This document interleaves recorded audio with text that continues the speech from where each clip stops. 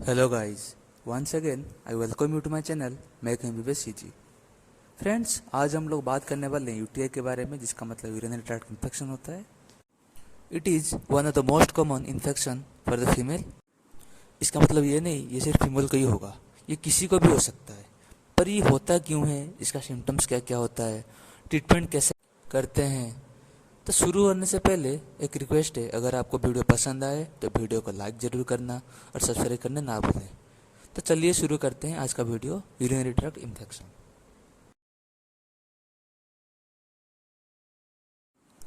Urinary tract infection मतलब infection to the urinary tract. जो urinary tract में जो अपना एसोसिएटेड स्ट्रक्चर होता है, like bladder, urethra, ureter, kidney, ये हर जगह इन्फेक्शन कर सकता है। लेकिन अगर यूरिन सैंपल में मोर देन 1 लाख ऑर्गेनिज्म आपको मिलता है तो इसको बोलते हैं सिग्निफिकेंट बैक्टीरिया। तो इसका प्रेजेंटेशन दो टाइप के होते हैं, एसिम्टोमेटिक हो सकता है या फिर सिम्टोमेटिक हो सकता है। एसिम्टोमेटिक मतलब सिम्टम्स नहीं रहेगा, लेकिन जब बैक्टीरिया होता है यूरिन में वो मोर देन 1 लाख रहेगा। ये मोस्टली प्रेगनेंसी वगैरह में देखा जाता है। और सिम्टोमेटिक मतलब सिम्टम्स रहेगा, जो यूटीआई का मेन सिम्टम्स होते हैं वो सब प्रेजेंट रहेगा।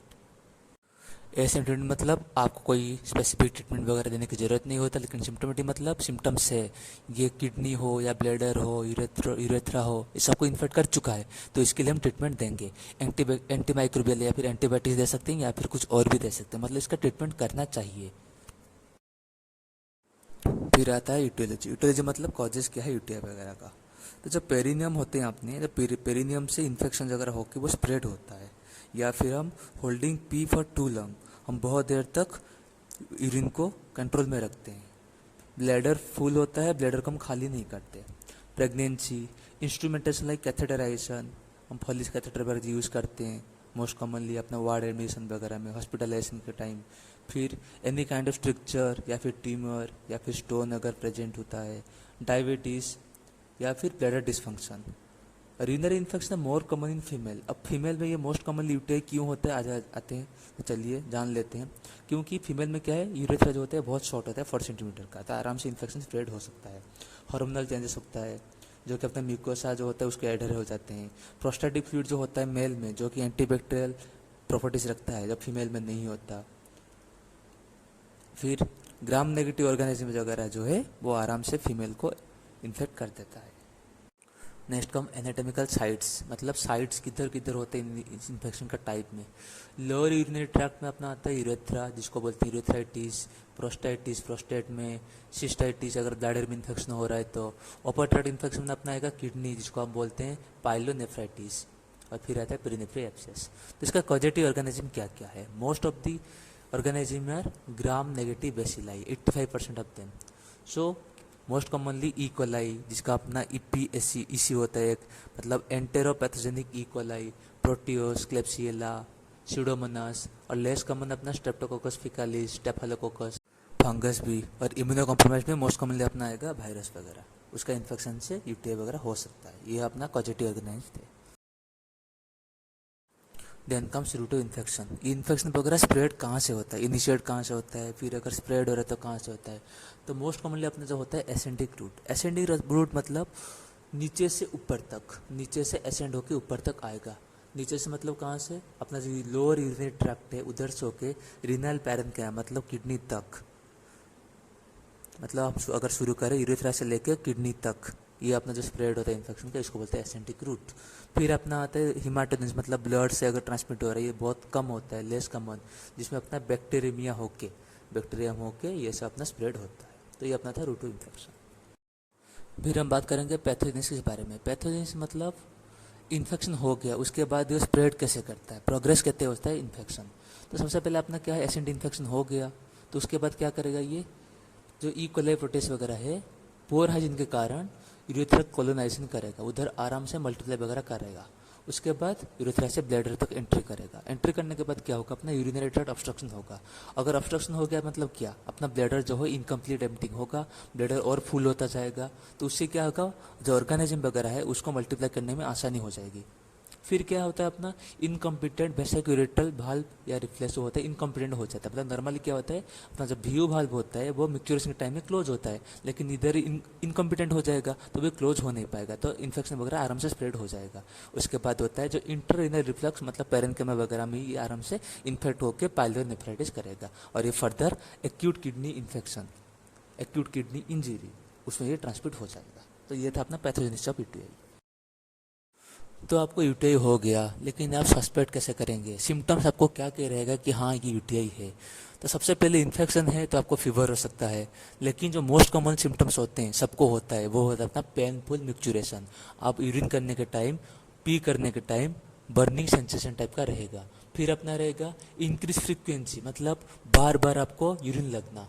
फिर आपका क्या अर्जेंसी, अर्जेंसी मतलब कभी भी हो सकता है आप ब्लैडर खाली करेंगे फिर भी आपको लगेगा कि नहीं खाली नहीं हुआ, मैं फिर से जाऊंगा यूरिन करने।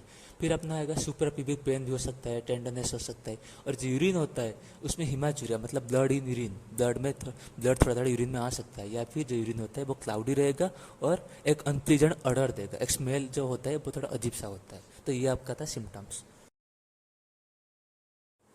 फिर हम बात करेंगे इन्वेस्टिगेशन के बारे में। तो इन्फेक्शन आपको हो गया, सिम्टम्स आपको पता चल गया, तो अब डायग्नोस मतलब 100% श्योर कैसे होंगे ये यूटीआई है कि क्या है? तो इन्वेस्टिगेशन करना है तो सबसे पहले अपना जो मेन होता है वो होता है यूरिन एग्जामिनेशन। तो यूरिन कलेक्ट कहाँ से होता है? मिड स्ट्रीम क्लीन कैच होता है, या फिर अपना कैथेटराइज करके यूरिन को सैंपल लेते हैं। तो 3 टाइप का टेस्ट करते हैं, या तो डिप्स्टिक टेस्ट, या फिर यूरिन एग्जामिनेशन, माइक्रोस्कोप एग्जामिनेशन, या फिर कल्चर एंड सेंसिटिविटी। तो डिप्स्टिक टेस्ट में क्या होता है ना, ये सिग्निफिकेंट पायूरिया को डिटेक्ट करेगा, मतलब जो इन्फेक्शन वगैरह है। तो इसमें 2 टाइप का एंजाइम यूज करते हैं, एक नाइट्रेट होता है, एक ग्लूकोसाइड एस्टरेज होता है।